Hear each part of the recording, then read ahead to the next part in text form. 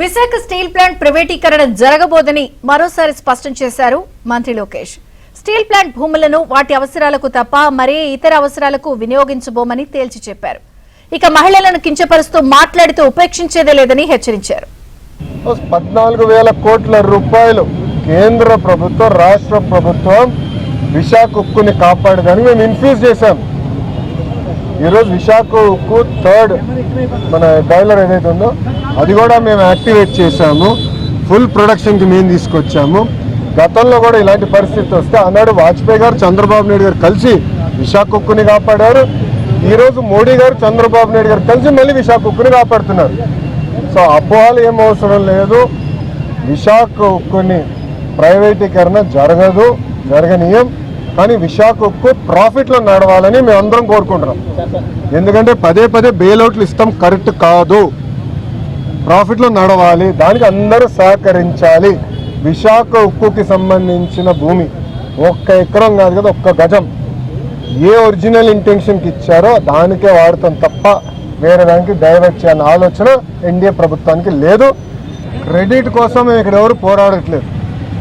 పని చేసేదానికి ప్రజలకి పెద్ద ఎత్తున ఉద్యోగాలు ఉపాధి కల్పించడానికి మేము అహర్నిశలు కష్టపడుతున్నాము. దయచేసి అది గుర్తుపెట్టుకోండి. ఇదే జగన్మోహన్ రెడ్డి గారు ఆనాడు ఏం చెప్పారు? ఎర్ర బస్సు రాని ఊరికి ఎయిర్పోర్ట్ అవసరమా అని చెప్పారా లేదా? వీడియో మీరు చూసారా లేదా? మళ్ళీ ఇప్పుడు ఆయన వచ్చి అన్ని మాటలు మాడితే ఎంతో న్యాయం. నంబర్ 1. నంబర్ 2, ఆనాడు జిఎంఆర్కి సుమారుగా 2,600 ఎకరాలు కూటమి ప్రభుత్వం అందజేసింది. నన్ను అడిగితే అది ఇంకా తక్కువ.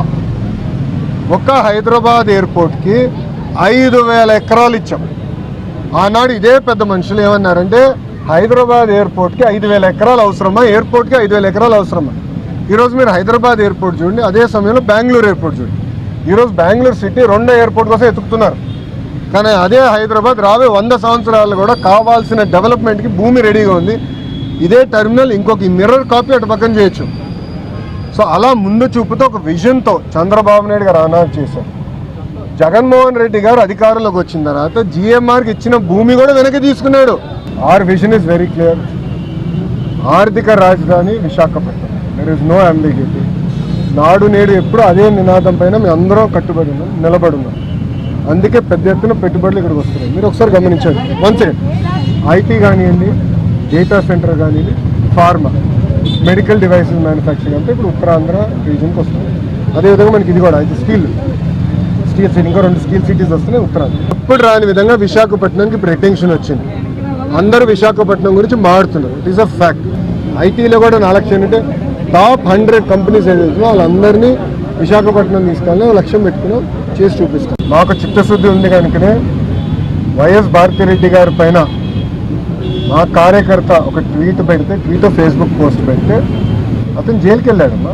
వాళ్ళ 5 సంవత్సరాలు నా పైన, కుటుంబం పైన శాసనసభ సాక్షిగా మా తల్లిని కూడా అవమానించారు. మీ అందరు చూసారు. ఆడియో ఉంది. ఏం చేశారండి? నేను ఇప్పుడు ఏమంటున్నానంటే ఒక మహిళని కించపరిచినప్పుడు ఎంత ఇబ్బంది పడుతుందో నేను కళ్ళారా చూసాను.